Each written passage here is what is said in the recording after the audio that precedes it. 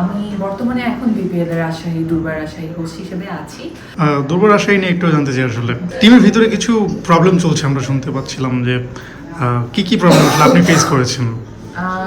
আসলে আমি সেই বিষয়ে কিছু বলতে চাচ্ছি না, কারণ অনেক কিছু হয়তো আপনার রুমার বলতে পারেন বা অনেক কিছু আপনারা অলরেডি জানছেন, তো সেটা নিয়ে আমি এখন কোনো কথা বলতে চাচ্ছি না। গণমাধ্যমে যে ব্যাপারগুলো এসছে রাজশাহী নিয়ে, সেটা আসলে কি সত্যি?